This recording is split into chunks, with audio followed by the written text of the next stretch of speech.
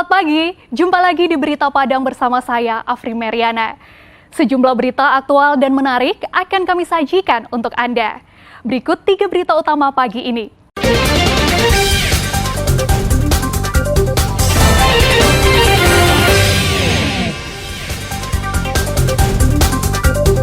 Belum cukup sebulan menjadi anggota DPRD Kepulauan Mentawai. 3 anggotanya ditangkap polisi saat pesta sabu-sabu. Sebelum memperkosa, pembunuh Nia sempat membeli gorengan bersama 3 temannya. Jalan lintas Sumatera lumpuh akibat banjir.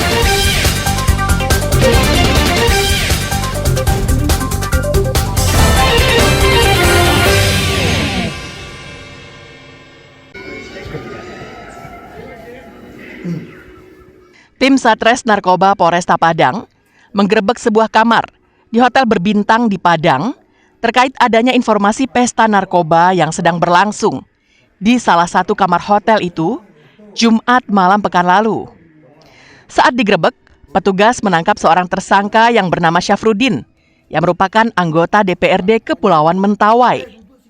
Petugas juga menyita barang bukti 1 paket sabu-sabu yang disembunyikan di bawah tempat tidur.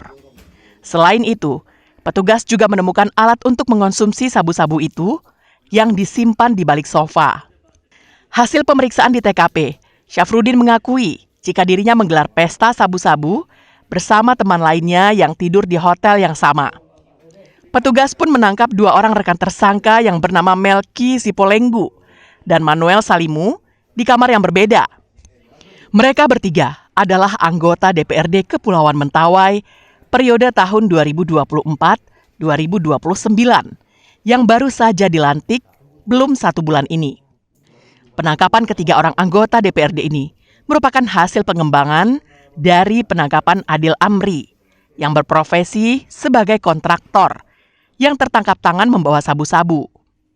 Keempat orang tersangka langsung dibawa ke Mapolresta Padang guna menjalani proses hukum lebih lanjut.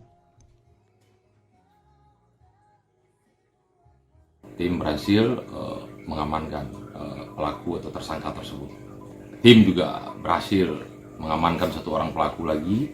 Tim juga berhasil menyita barang bukti 1 paket narkotika jenis sabu dan alat isap. Bahwa mereka sebelumnya pesta sabu ini di kamar tersebut sebanyak 4 orang. Kita berhasil juga mengamankan yang 2 orang temannya sebagai anggota DPRD di Kabupaten Kepulauan Mentawai. Para anggota DPRD Mentawai ini berada di Padang untuk mengikuti bimbingan teknis sebagai anggota dewan yang baru bersama anggota DPRD Mentawai lainnya. Atas perbuatannya, tersangka dijerat pasal 11 dengan pasal 114 Undang-Undang Nomor 35 Tahun 2009 dengan ancaman hukuman hingga 15 tahun penjara. Selain itu, posisinya sebagai anggota dewan yang terhormat akan digantikan oleh rekannya 1 partai yang tidak memiliki suara yang cukup untuk menjadi seorang anggota DPRD. Alfi melaporkan dari Padang.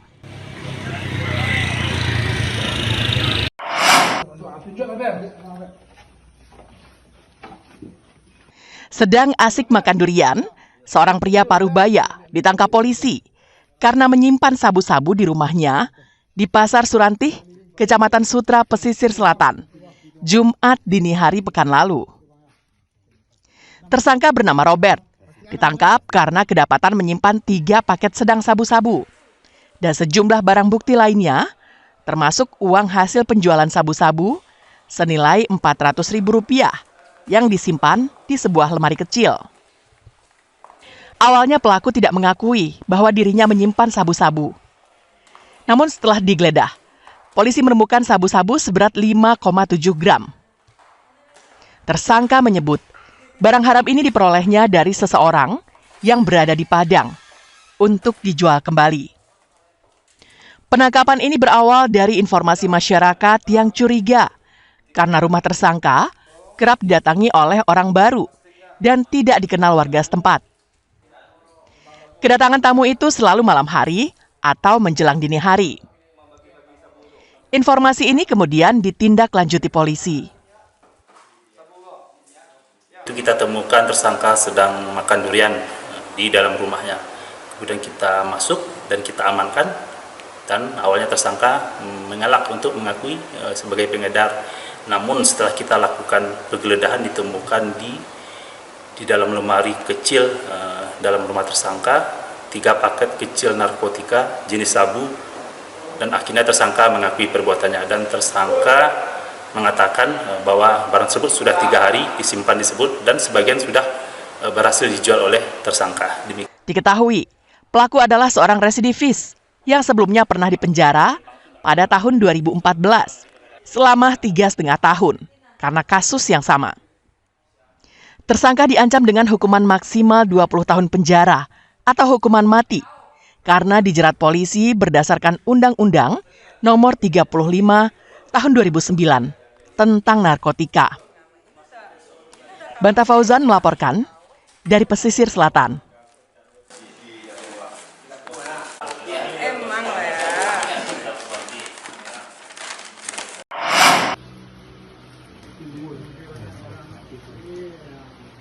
Sepanjang tahun 2024, dari bulan Januari hingga bulan September, Satres Narkoba Polres Pesisir Selatan telah mengungkap 56 kasus narkoba dengan total 73 pelaku yang telah ditahan.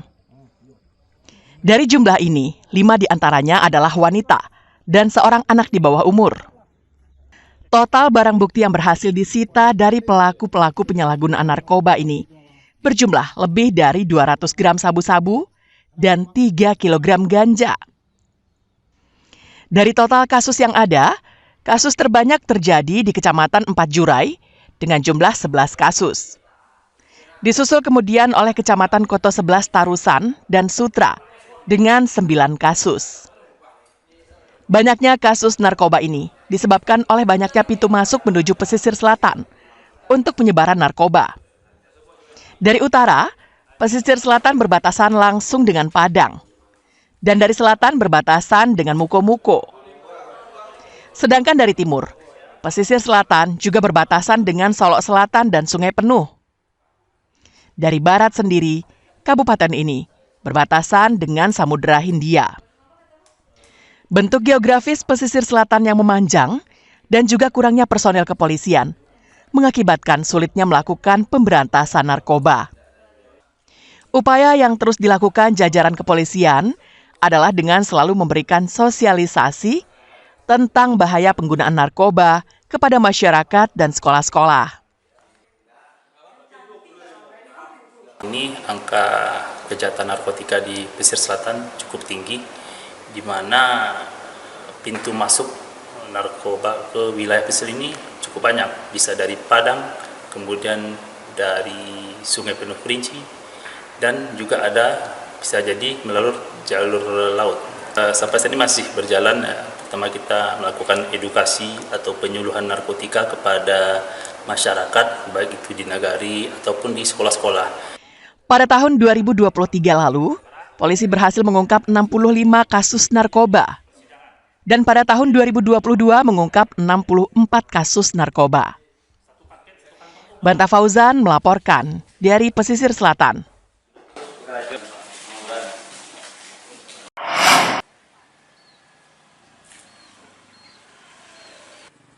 Nama Tony Mardianto, adik kandung Bupati Pesisir Selatan saat ini, Rusma Yul Anwar, disebut-sebut oleh para saksi dalam kasus pencurian fasilitas rumah susun sederhana sewa atau rusunawa yang terletak di Painan Selatan, Kecamatan Ampek Jurai. Tony Mardianto disebut namanya dalam persidangan sebagai pemilik mobil pikap warna merah yang digunakan untuk mengangkut barang curian. Namun pemanggilan Tony Mardianto sebagai saksi oleh jaksa penuntut umum tidak pernah diindahkan oleh yang bersangkutan. Dalam sidang lanjutan kasus pencurian fasilitas rusunawa pada Jumat pekan lalu, baru sampai pada pemeriksaan saksi-saksi. Dalam peristiwa pencurian itu, total kerugian negara sekitar 14 juta rupiah. Fasilitas rusunawa yang hilang adalah meteran air sebanyak 15 buah, kasur sebanyak 7 buah, dan sebuah lemari. Pencurian fasilitas rusunawa milik pemerintah Kabupaten Pesisir Selatan ini terjadi pada tanggal 16 Maret 2024 lalu. Dalam peristiwa ini, 4 orang menjadi terdakwa yang saat ini sedang dalam proses pengadilan. Saya ada bikin dakwaan tentang mobil itu di dakwaan, cuma saya nggak tahu. Nah, cuma di berkas ada nama Tony. Itu dia kan. Makanya saya tanya sama saksi itu kenal atau enggak.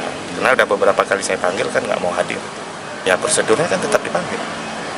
Berarti karena dia ada namanya di berkas kok. Waktu tahap 2 sama polisi tidak ada diserahkan barang bukti berupa mobil. Berarti cuma di mana kemana dia saya nggak tahu, makanya kita perlu dengar keterangannya si Tony. Dalam kasus ini, barang bukti yang diserahkan polisi kepada kejaksaan hanya kasur dan lemari saja. Tidak ada meteran air, apalagi mobil yang dipakai pencuri untuk mengangkut barang-barang curian tersebut. Hanya saja, kasus ini menjadi aneh dan terkesan dipaksakan karena Rusma Yul Anwar juga maju dalam pemilihan bupati pada Pilkada serentak November mendatang. Sebagai petahana, Rusma sendiri ditantang oleh Hendra Joni, bupati yang dikalahkan Rusma pada Pilkada 2020 lalu. Banta Fauzan melaporkan dari pesisir selatan.